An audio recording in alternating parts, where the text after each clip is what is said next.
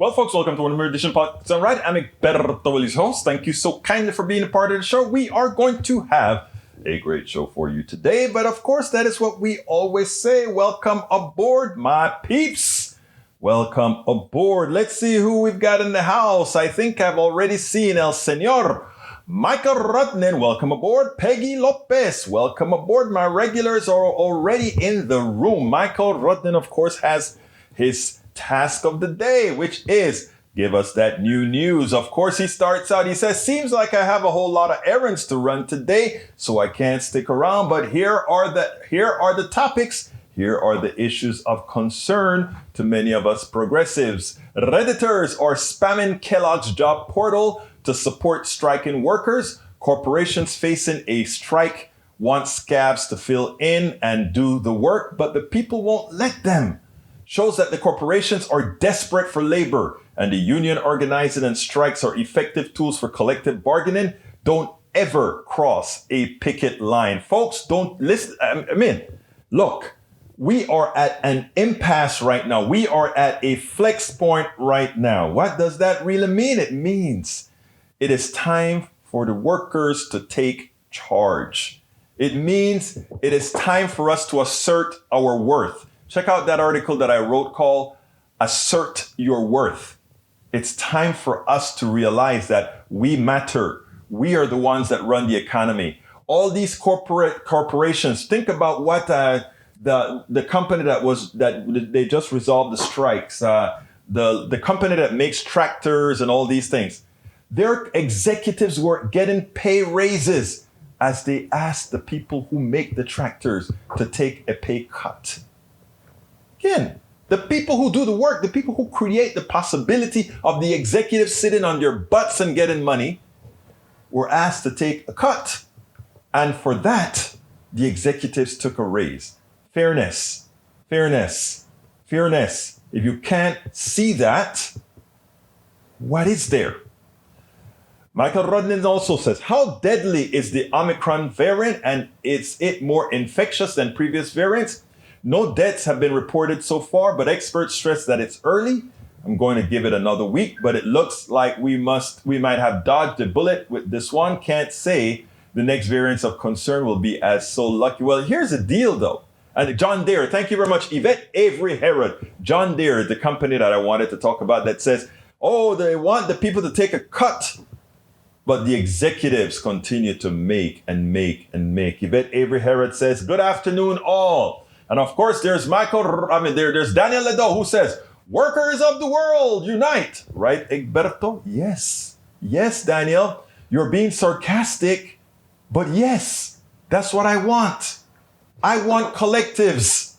I want worker-owned corporations. I want it to be those who produce the products that make the spoils. Don't you want to get the spoils from what you produce, Mr. Ledo? Don't you?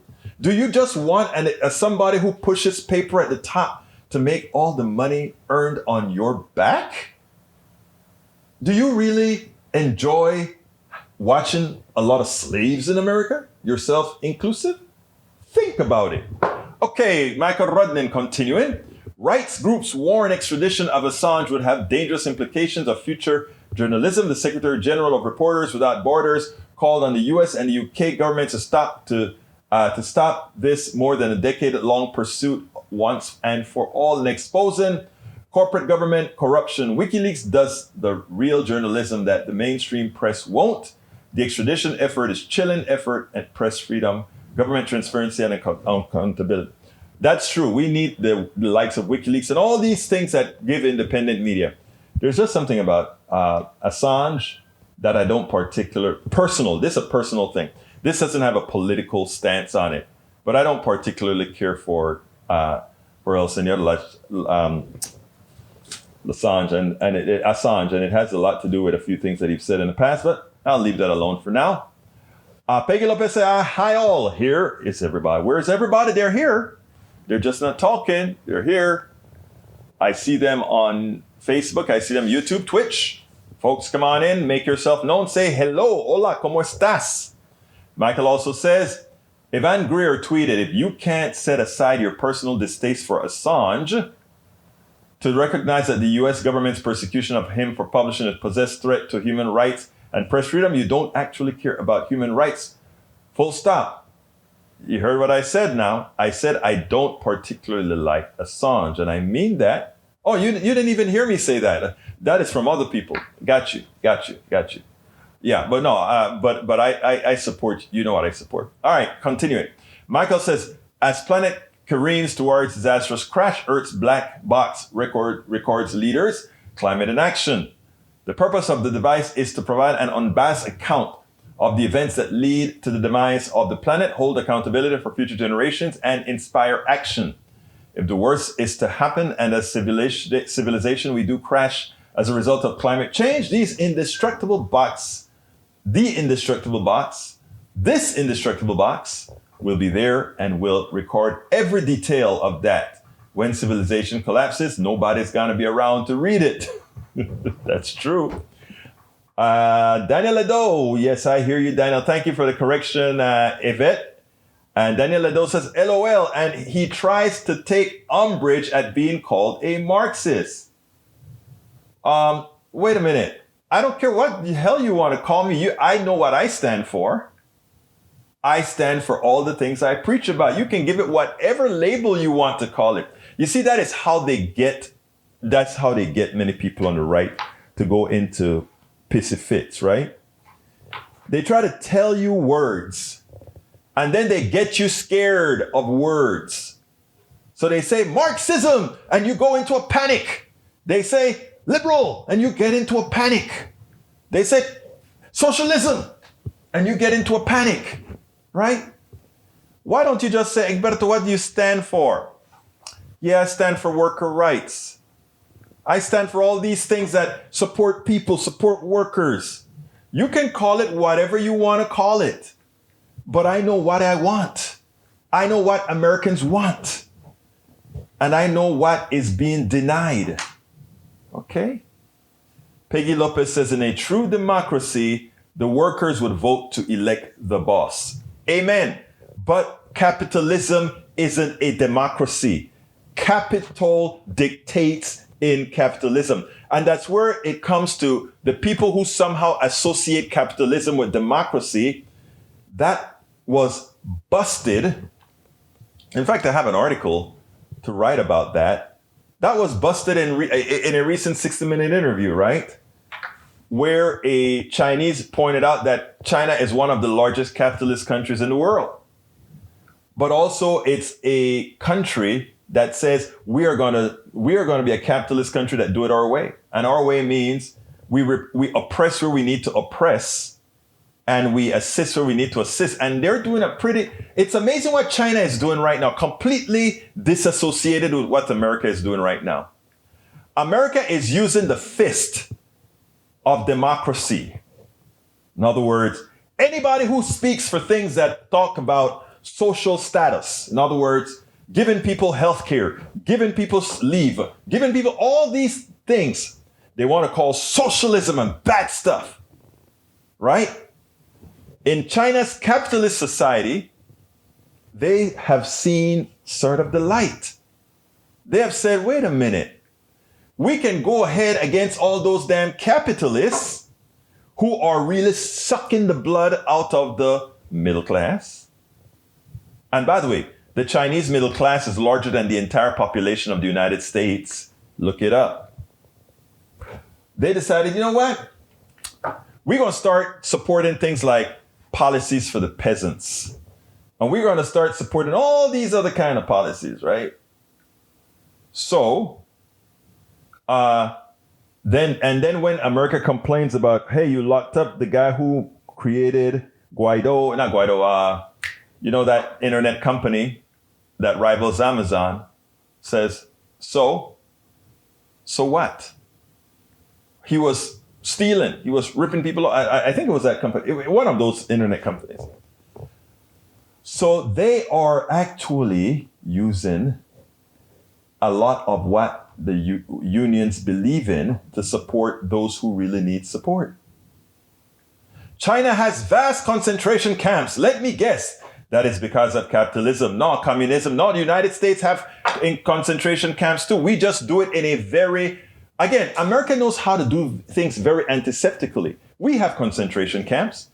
We had concentration camps in Cuba, Guantanamo. We also have concentration camps in the United States called jails, prisons. How are prisons concentration camps again? Well, the capitalists use the prisoners to make products on the cheap. You want to talk about that? You see, we have a very interesting way of creating slavery now, an interesting way of creating concentration camps. We just don't call them that. We lock people up for whatever reason, throw them in jail, in prison, put them to work in the fields, put them to work making license plates, making clothes and all these things, renting them out to corporations. We don't call them concentration camps, though. We just call them jails. Do the people get paid to do that? No, not really, but hey. Again, the most dangerous thing that keeps a failed system running is ignorance. Ignorance. Brothers and sisters. That's why we have politics done right. To kind of not let the plutocrats look at you. Right now, the plutocrats look at guys, look at most people and says, you guys are dummies. You don't even know what's happening in your own country. And because you don't know what's happening in their own country, we can create a false impression of what's happening in this country. And guess what? You are so dumb, you don't even know it. You don't know that the prisons are really antiseptic concentration camps. You don't know that, wait a minute, working for a corporation is a form of slavery. In other words, it's even a lot of the expenses of slavery, it's foregone. You know, it is amazing. And Mr. Hayes, if you believe that somebody who is facing a life term in prison for smoking a bat, for smoking marijuana, for taking coke, and by the way, last I know, most people don't know how the chemistry behind coke. So the plutocracy also creates the coke. Wow. So they sell you the coke, they throw you in jail for the coke, and then you work for them at a reduced cost for having been thrown in jail for coke. Man, if that isn't a great system, I don't know what it is. See, but you've never taught that, right? You have never been taught that. Now, if you're a killer, of course you belong in jail. Of course you belong in prison. But you see, that is where you have missed the boat. You have been made to believe that most people in jail are, those murderers, those people that are killed. You know, no, that's not it. Look it up. But you know, ignorance is, one of the reasons we can have income and wealth disparity is because the ignorance that we have been kept on has allowed that to occur. And in that light, I'm going to play our video of the day. Welcome aboard, Tom C. Being for unions. Workers Unite is not Marxism. It's creating a level playing field between employers and employees, actually necessary for the survival of capitalism, free enterprise. Tom, brother, I just want to make one correction. Capitalism is not free enterprise. I believe strongly in free enterprise. I am a free enterprise person. Democratic socialism has a very strong free enterprise component. It's democratic. Capitalism, there absolutely is no democratic portion within capitalism. Capital reigns. And if you doubt me, please read Milton Friedman and what Milton Friedman says. It is so important for us to understand. Milton Friedman, the god of new capitalism. Please read his article dated I don't remember. Just look up, go to Wikipedia, look up Milton Friedman. I think I have it on my blog as well. Milton Friedman, Capitalism, and see what he had to say. He said, the only fiduciary responsibility of capitalism is to the shareholder, and they have no social virtue, nothing, nada, niet.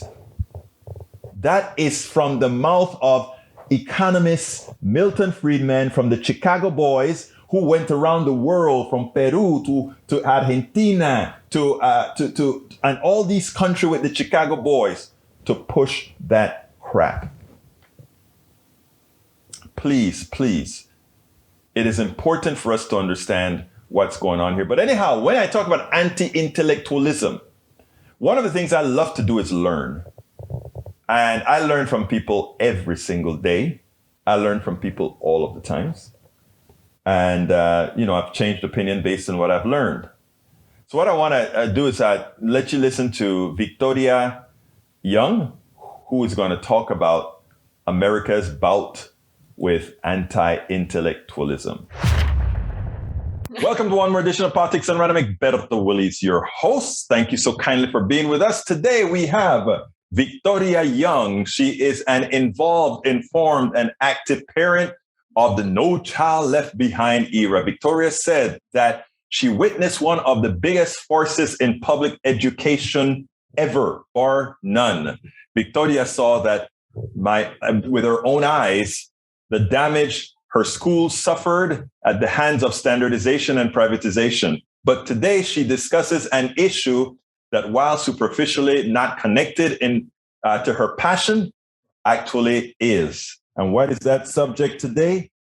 Anti-intellectualism. Victoria, how are you doing today, my friend? Very well, thank you. Before we even get started, tell us a little bit about you, because I've always been intrigued. A veterinarian still, right? I actually retired this year, but it would be the third time I've retired. Oh, boy.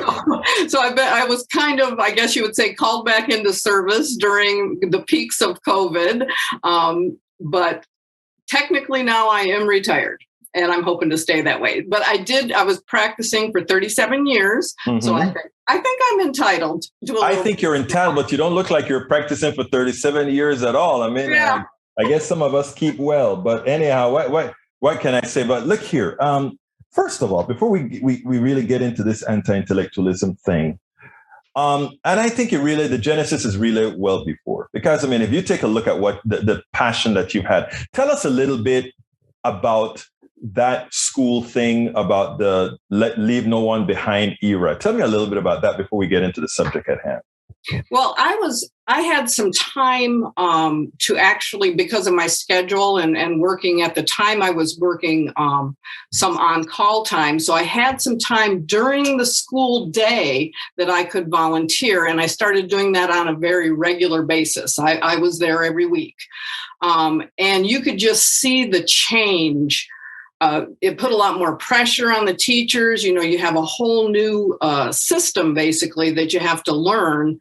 And what also happened is, because it's focused in on math and reading, we saw them cut out a lot of other things, because you had to focus on getting kids up to the standard on the test. Otherwise, you suffered from being labeled as failed, but those weren't really the labels. It was needs improvement. But we already knew which schools needed improvement. And of course, as everybody knows, a lot of that is related to social economic status of the community.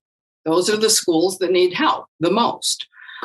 So the tests weren't really telling us anything new, and they were occupying instructional time.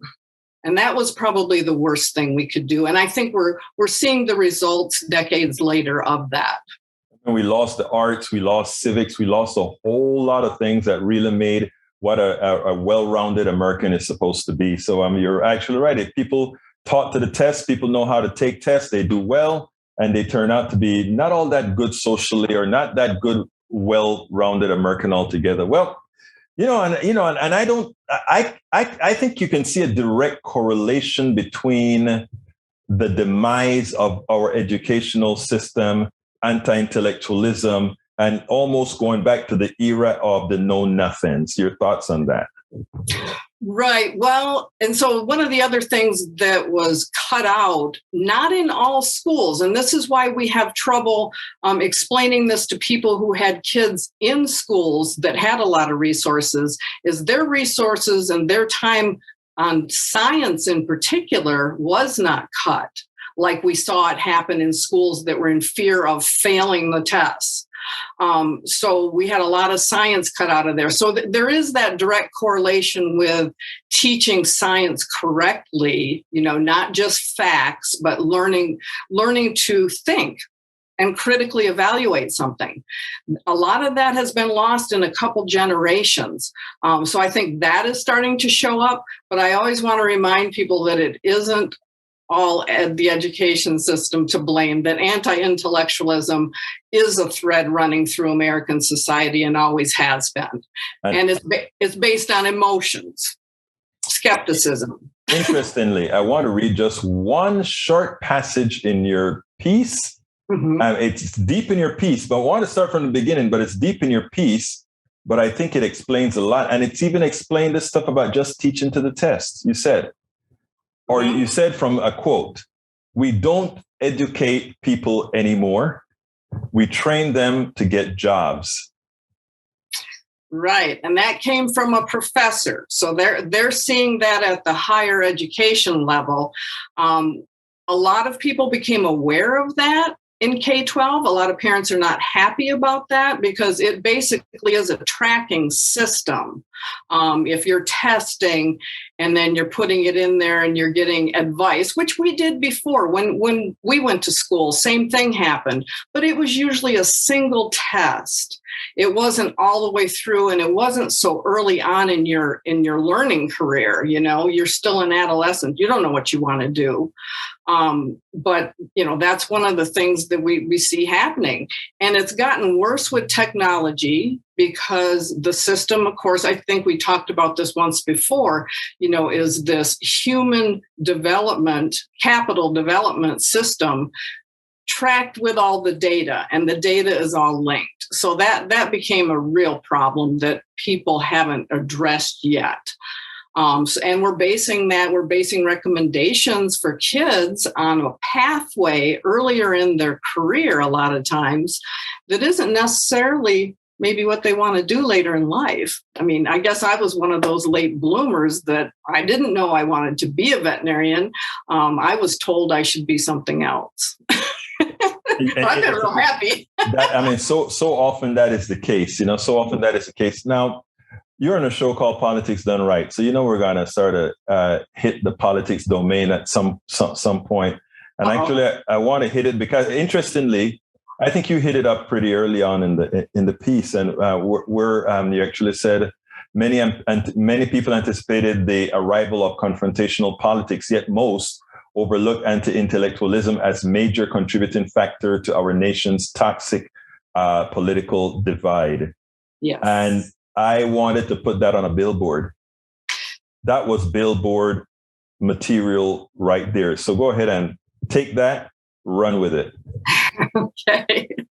So when you look at anti-intellectualism, and I'm not a political scientist or a social scientist, but just based on a lot of the things I've read, and particularly, I'm going to grab this book, particularly this book that gives a lot of history. And I'm not a historian either. Remember, I'm a veterinarian. I'm your average working. Who's the author? I think I know the guy.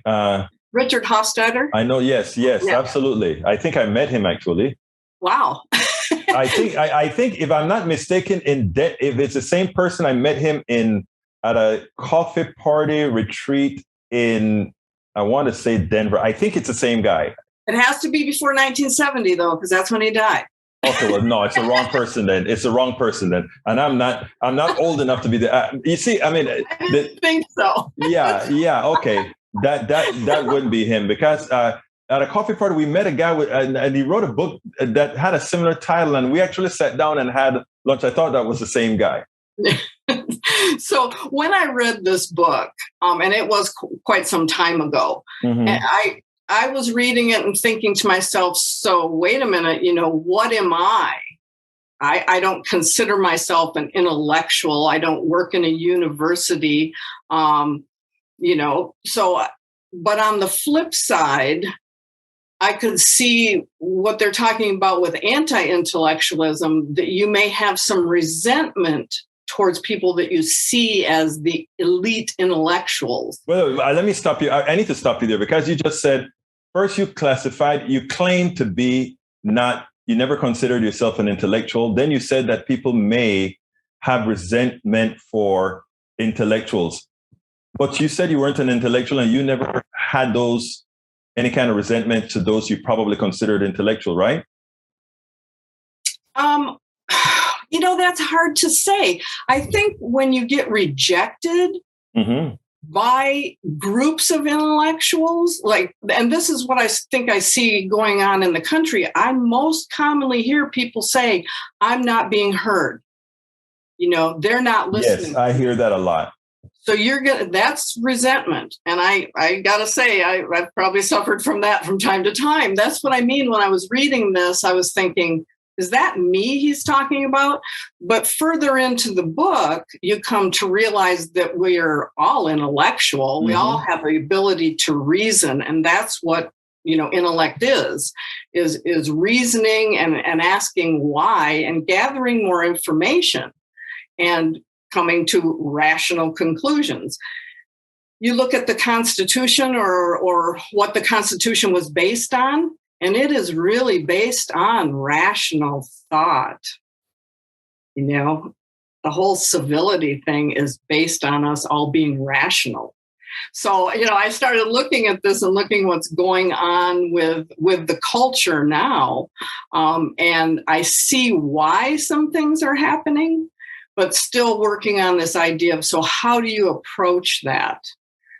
Because we certainly don't want to let it go on and get worse. So one of the things, of course, I had suggested is, we can help some with education, but that's down the road. That's the next generations coming up.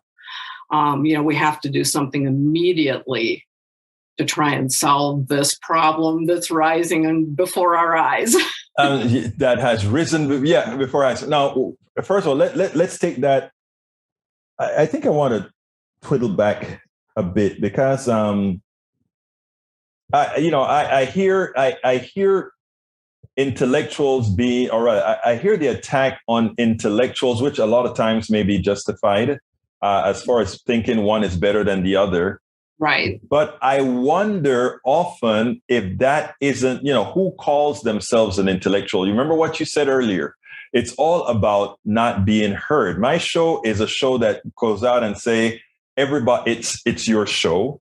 Everybody has a voice. And I want to make sure that everybody's heard. That's why everybody can get a chance to say what they need to say, right? Right. Is not being heard a thing on intellectualism, or is it a thing of cliques and tribes? Right. Yeah. So it's kind of a couple different things we're talking about. Anti-intellectualism is built, it's an attitude towards, let's say, towards experts. You could use COVID as an example also. Right. So what we've seen is this cultivation of it, though. And so what you do is tap into a truth. Right. Now, everybody, probably has heard, if you do something wrong in medicine, 25 people are going to hear about it, right? Right. So there is a grain of truth that things can go wrong. Now you take that grain of truth and then you start turning people against experts saying they're wrong. Now we've tapped into the anti-intellectual piece in all of us, and we're building on it. We're building a movement against truth, basically, against facts. Because, the people that we consider intellectuals, the ones that are the experts in their field, they spend their life, basically, learning about one particular topic. And then for us to just push that all aside and say, nope, not even going to hear it. No, I'm sorry. Go ahead. I'm sorry. Because people resent them as an elite. And that's what I'm saying is intellectuals aren't necessarily elite people. If you listen to people talk, eventually, and this is what I learned practicing medicine, is if you listen to them tell you a story about their animal, eventually they're going to tell you something that's very important. And I think that happens in all kinds of conversations, in Right.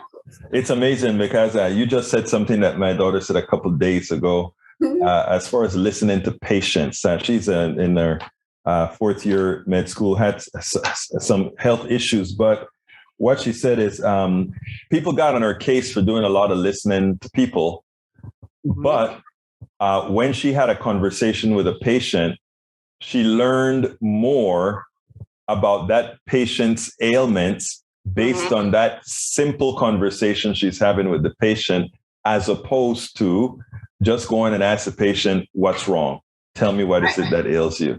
So it's amazing. And she said she can walk out of a room and know, well, this, and that, just from having that conversation. So what you just said is actually something in practice. You've seen it with your patients, and she saw it as well. Now you talk about solving this, right? Mm-hmm. I recently wrote a book called "It's Worth It: How to Talk to Your Right-Wing Relatives, Friends, and Neighbors," and the idea was to not appease anybody, but let people answer their own questions. The idea being is when I talk to people, I usually, for everything that they say, I ask them to go the next step. What's the next step? How do you get there? How do you get? But it's a very tedious task to do that one-on-one. So my question to you is, you're the one who brought it up. You said, yes, the kids later on, we can start educating folks later on so that they would grow up in that proper mindset. Mm-hmm. But the question is, how do we handle those whose mindset already developed that we need to somehow change? And, how do we do that? Well, like you said, it's tedious and it's having the conversations. So we don't have very good conversations on social media. So it is a matter of having those conversations, have them at every opportunity. But I think there's one question, that we really need to encourage more people to ask. And that is just the simple question, why? Mm-hmm. Look at what has happened to the media. And I just heard someone today on social media saying that they don't listen to any news. Okay, so we've cut out all of that because there is this grain of truth, right? That the media is owned by 6 companies or something? Right, exactly. The mainstream, yeah. Right, and so they have control. So there's that piece.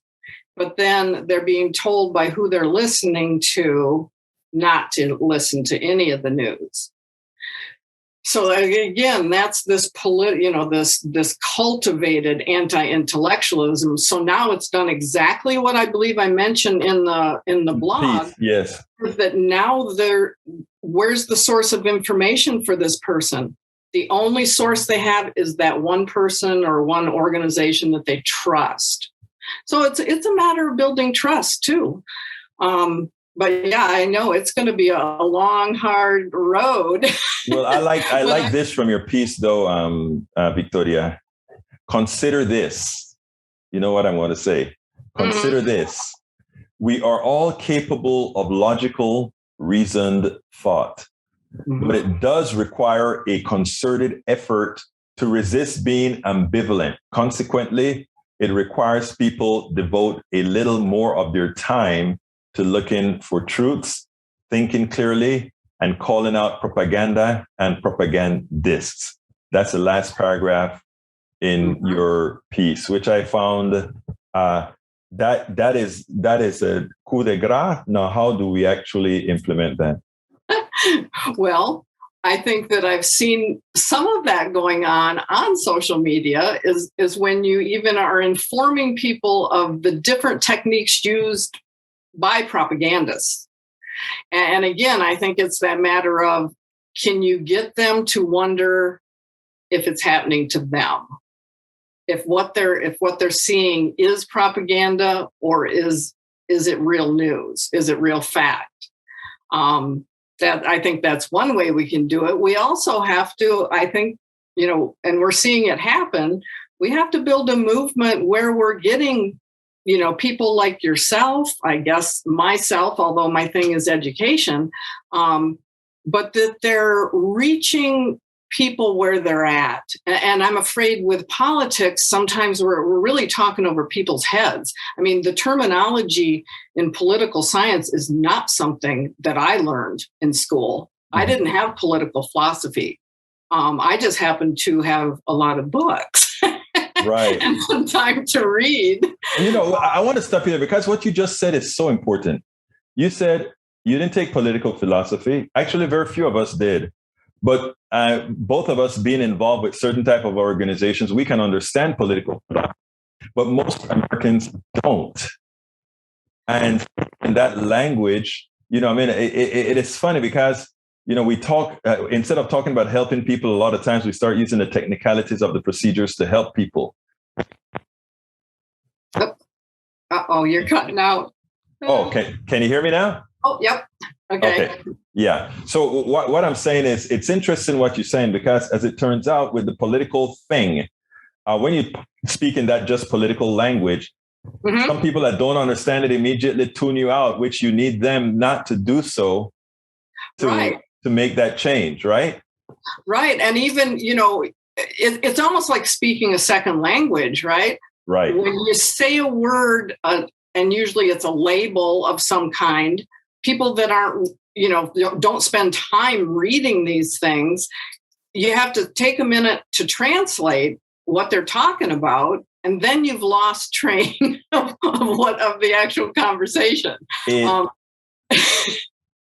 So I think, people that are writing, if they're really wanting to make a point, and the other thing I see out there in journalism is we're not seeing enough people try to resist just throwing the label out. Because once you criticize and put somebody in their spot, they're not likely to hear anything else you say. Right. That is so true. And on my program, we have all these different this things.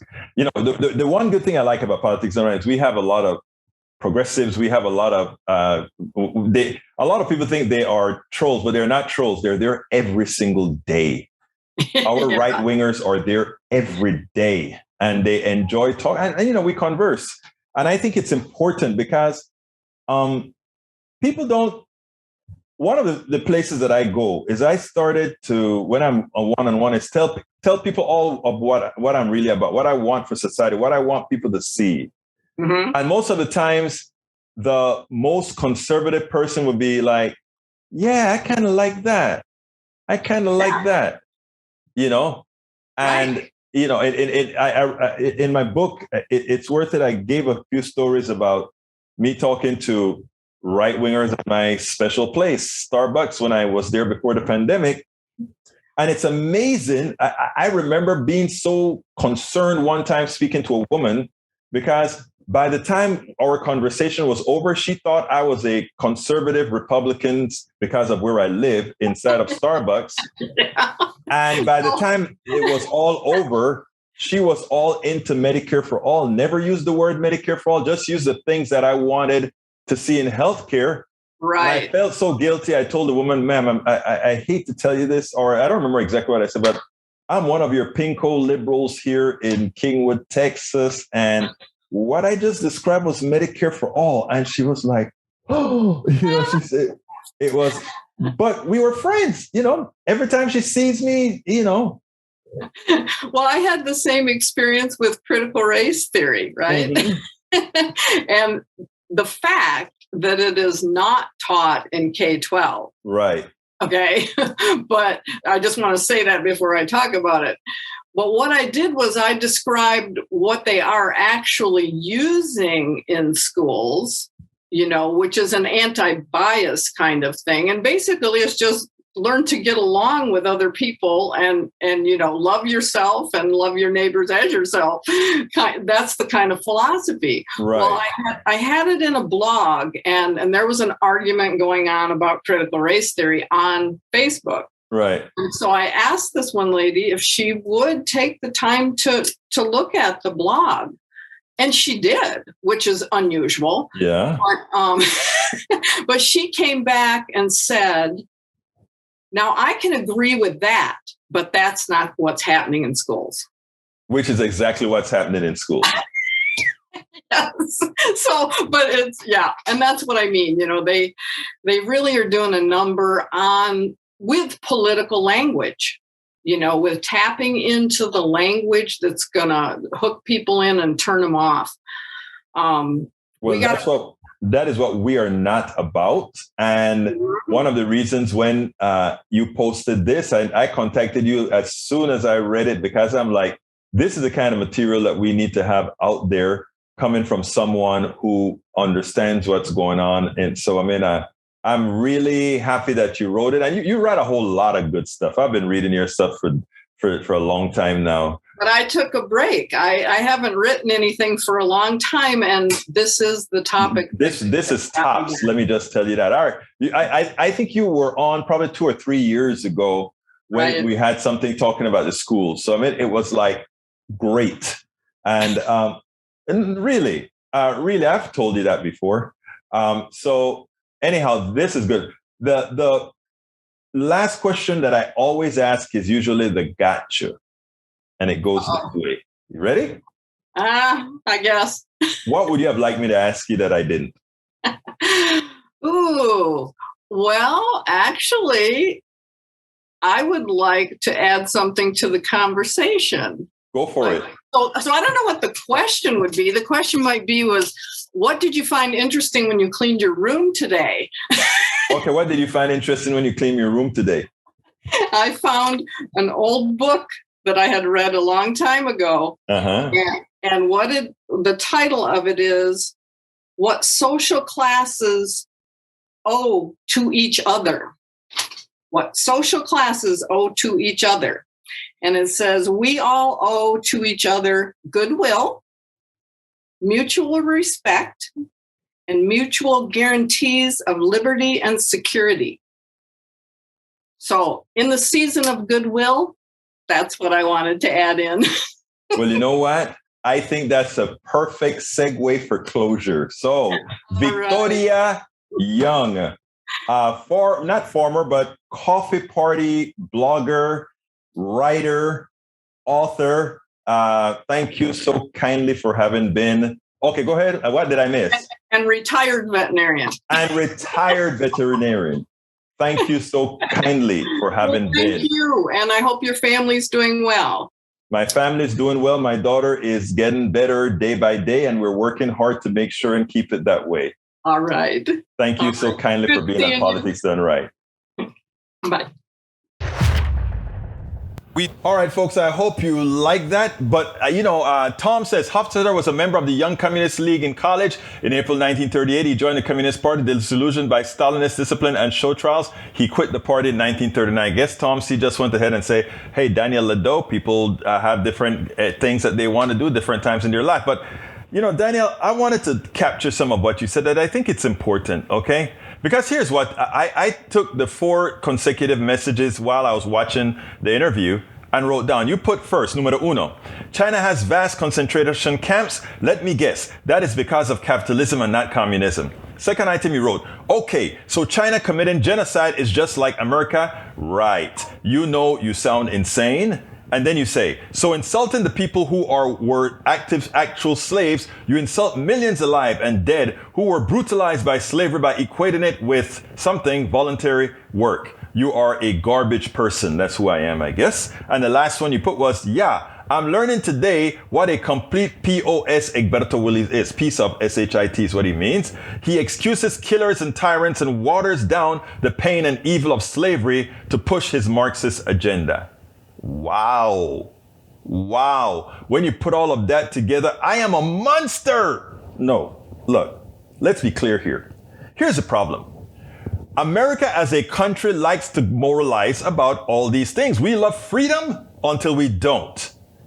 We hate genocide until we don't. Okay, Mr. Ledo correctly states that a lot of this was in the past. True, a lot of it was in the past. We no longer kill Indians or the native people, look at me falling for the crap, native people, because we've already successfully taken their land and thrown them onto reservations. So that is complete.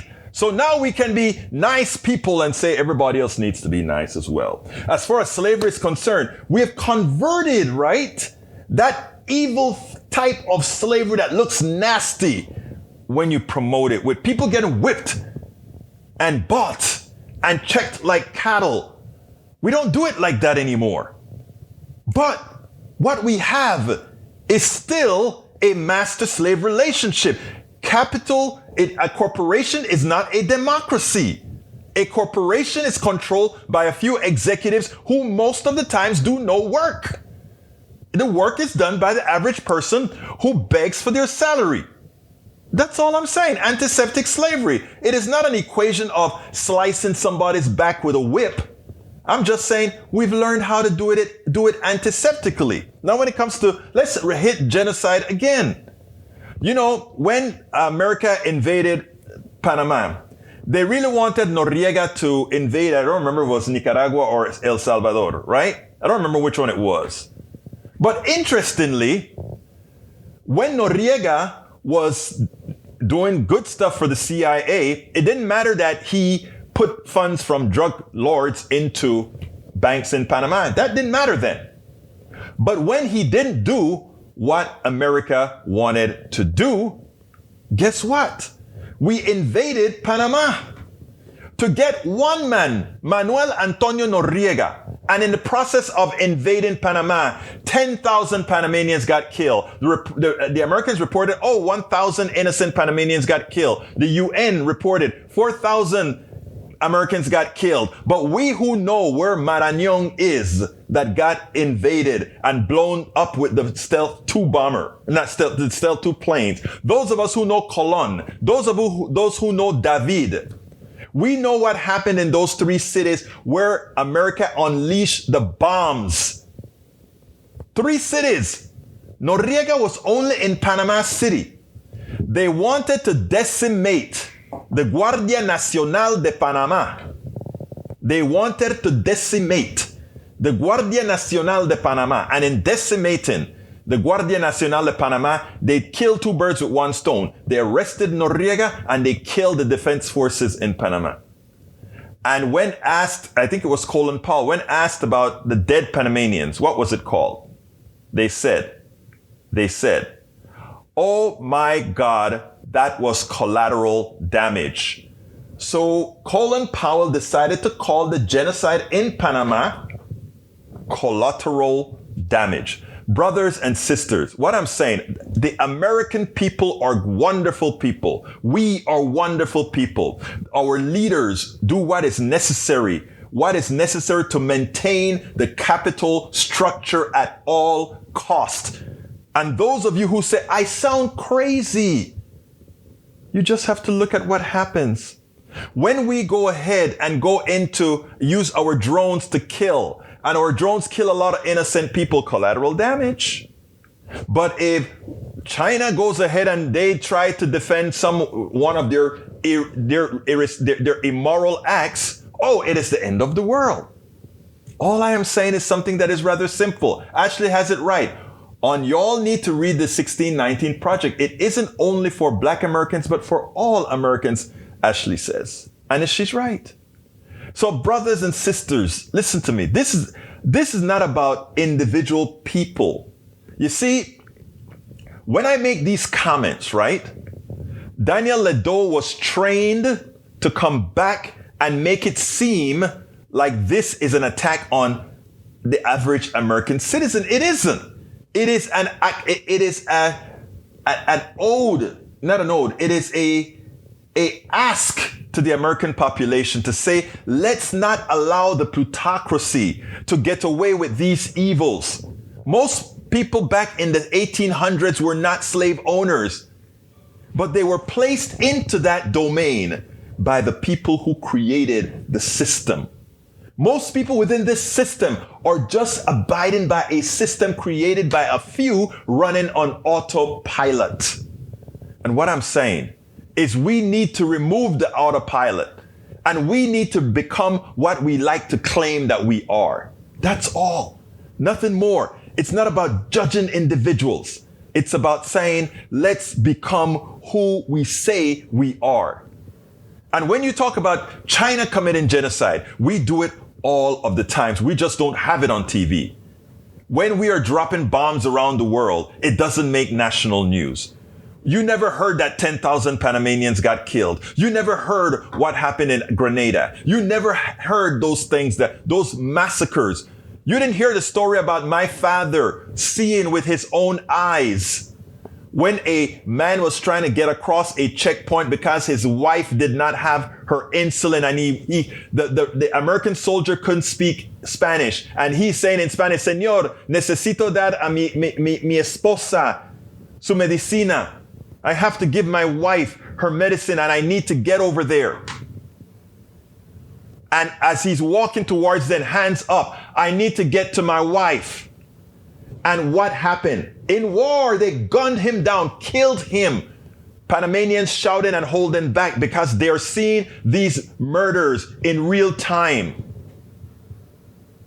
You don't see that on TV, but other people around the world live it. And until we grow up and become who we say we are, all we get is those trained to make excuses. And Mr. Eric Hayes, it's not me who's making excuses. It's my brother, you are. Because you decide that you want to stay less educated. You want to stay willfully ignorant to what's going on around the world, just so that your ideological fallacy can remain intact. And that is what we have to fight. If we could ever once start to look at things the way they really are, if we did that, all of us would be on the same page against, you know whom?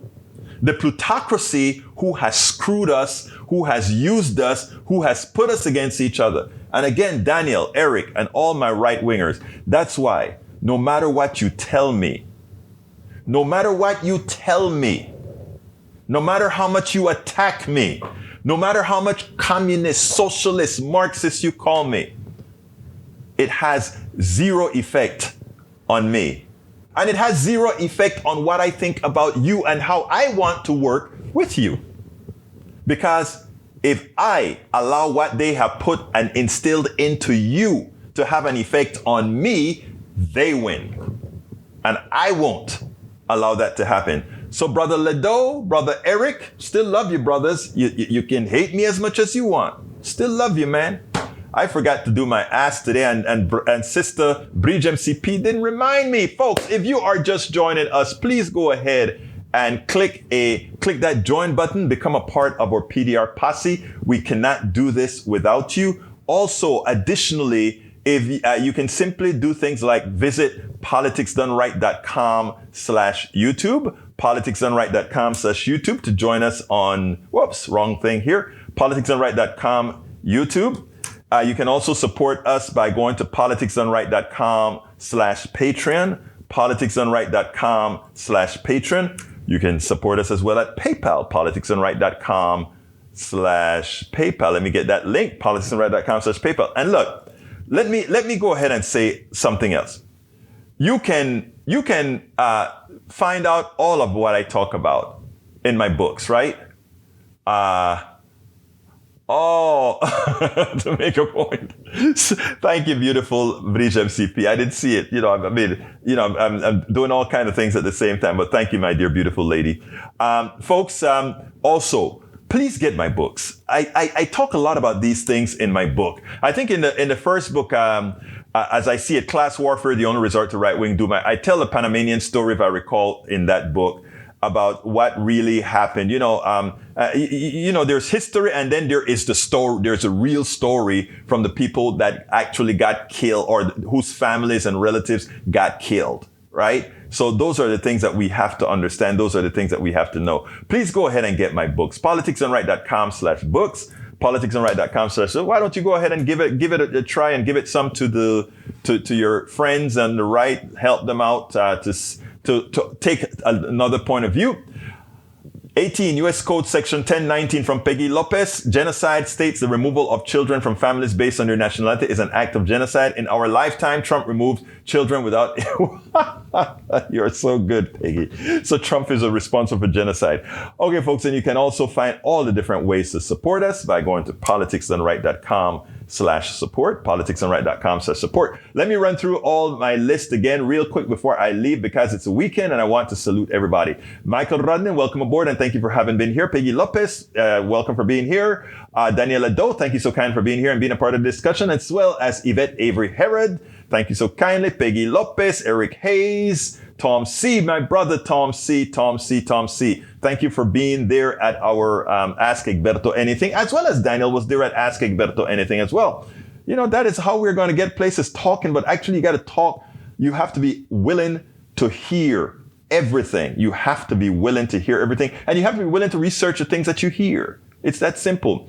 Paul Fleming checking in from ATL. Paul, I tried to adjust the volume. Let me know if that was successful in adjusting the volume, getting it a bit higher. I tried. Let me know if I was successful or not. Let's see what else we have here. May Wood, thank you for being a part of the show today as well. Paul Fleming again.